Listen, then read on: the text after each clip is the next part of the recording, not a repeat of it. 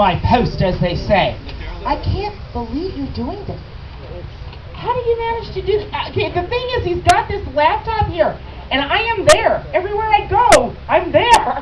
How are you doing that? It's called UCam. It's like a webcam anyway. But what's camming me? This little thing right here. There's a little lens. Oh, there's a lens in the... Oh, this is unbelievable. Would you please not broadcast this, okay? Anyways, Spencer, get up. Hey, you guys, wait a minute.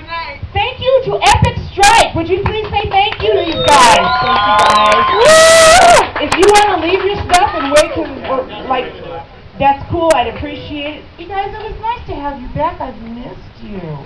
Anyways, Spencer is going to do the last part. Where are you going to do it from? Down here? I'll do it up there. Do you need me? He doesn't need me. Nobody needs me anymore. Fine. My children, by the way, are gone. They don't need me. Spencer doesn't need me. Can't wait to get the mic. Welcome in, please. Tell him what you're doing. Now you have to do it yourself. Alright, so I'm going to do a bit of a disclaimer right here and now.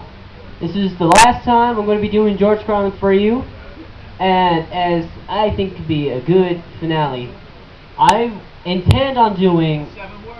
Exactly. I intend on doing the 7 words you cannot say on television. If you have small children and you don't want them to hear this, I advise you to take them outside. Or inside. We're already out. Alright. I like words. I thank you for listening to my words. And, you know, words are really all we have, really. We have thoughts, too, you know, thoughts. Thoughts, though, they're fluid, you know, they just... And then we assign a word to that thought, and we're stuck with that word in that thought. So be careful. Yeah, you know, I like to say words that make us feel good can also make us hurt, you know. There are over 500,000 words in the English language, and there are 7 of them you can't say on television. What a ratio that is.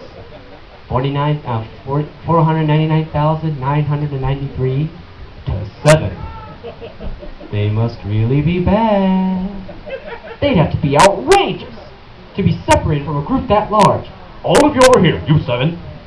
Bad words. That's what they told us. Remember, that's a bad word. Oh. No bad words. Bad thoughts. Bad intentions. And words. You do know the 7, don't you, that you can't see on television? Shit, piss, fuck, cunt, cocksucker, motherfucker, and tits, huh? Those are the heavy 7. Those are the words that will affect your soul, curve your spine, and keep the country from winning the war. Shit, piss, fuck, cunt, cocksucker, motherfucker, and tits. Wow. Whoa, I think this stuff's starting to kick in, man. Whoa. I'm starting to hear myself. And tits doesn't really belong on the list, man. It's such a friendly sounding word, you know? Sounds like a nickname. Hey, tits, man, hey! Stop doing that, man. That's freaking me out. Oh, tell me, man. Oh, I can grab my hand. Okay. You know, it's like a nickname. Hey, tits, man, hey, tits beat toots, toots, tits, toots, you know? It sounds like a snack. Yeah, I know, it is, right. But I'm not talking about your sexist snack. I mean new Nabisco tits! New cheese tits! Corn tits and sesame tits, onion tits, tater tits. Bet you can't eat just one, huh? Yeah, like I said, that word does not belong on the list. Actually, none of them really belong on the list, you know? But some of them, you know, I can truly understand. You know, some of them are like really out there, like cocksucker and motherfucker. Those are heavyweight words, man. There's a lot going on there. And aside from the literal and meaningful translation, they're just busy words. You know, and the K's, you know, the K's just jump out at you. Cocksucker, motherfucker, whoa, hey, ho.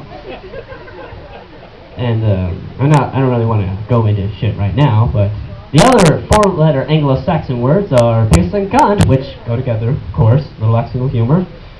And the reason why those 2 were on the list is because some time ago, a bunch of women got together and said, those are the 2 I'm not going to say. I don't mind fucking shit, but P and C are out. P and C are out. Which led to such stupid sentences as, okay, you fuckers, I'm going to tinkle now. And, of course, the word fuck. And and I really don't want to go into that right now because it takes too long. But the thing is that the thing is I find so admiring about the word fuck is that we use that word to create life, and at the same time we use it to harm one another. So that's always such a deep word in a way that's just tossed around frequently. And as one man said, I'd rather have my children watching two people making love than one person killing another. And that's fine. I perfectly agree with that. But I think we need to take that one step further. And when I say we need to replace the word fuck for kill, and all those old movie cliches that we're used to. All right, Sheriff, we're gonna fuck you now, but we're gonna fuck you slow. And then those are the some words you can never say. Never, ever, ever, ever, not even clinically, you cannot weave them into the sentence with Doc or Ed or Johnny. It does not work. There are some two-way words, the words you giggled at high school. And the cock crow 3 times. The cock crow 3 times. It's in the Bible, man. But, there are two-way words, like it's okay for a sports announcer to go, LeVern Clementi has 2 balls on him. But he can't say, I think he hurt his balls on that play, Jimmy, don't you? He's hurting them. He's holding them. He must have hurt them, my God. And the other domain word is prick. It's okay if it happens to your finger. Yes, you can prick your finger, but don't finger your prick. No, no.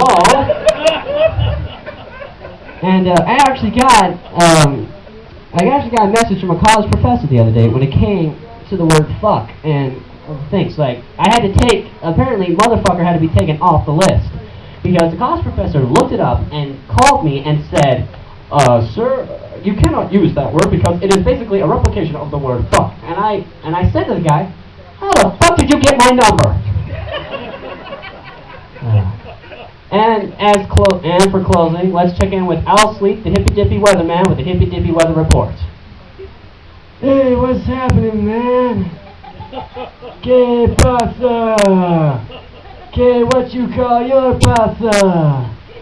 Hey, I'm Al Sleet, your hippy-dippy weather man, with your hippy-dippy weather, man. Alright, I'm sure most of you are were quite surprised by the weather over the weekend, especially if you watched my show, watched my report last Friday. I'd especially like to apologize to the former residents of Oklahoma. Got them cats napping. Alright, let's check in with the radar report here.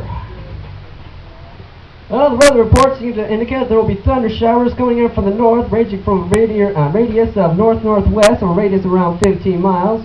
And coming in from the west is a small little dust storm coming in. However, the radar appears to be picking up some Russian B-52 bombers, so I wouldn't sweat the thunder showers. Alright, tonight's forecast. Dark. Continued dark as the night progresses with partly light at near dawn. And right now, I'd like to make a future report here on the weather map.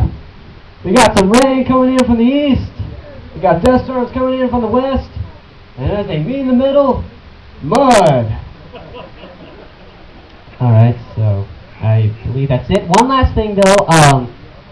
As I said, I will not be doing any more George Carlin because his more recent stuff I just don't really quite get into because I prefer the older George Carlin. So I'm going to be doing something different. If you have a comedian that you truly like and you would like to see me perform, let me know after my performance. I'll write it down and I will perform them the next week. Just a heads up, next week's comedian will be Richard Jeni, and I thank you for your time. Yes.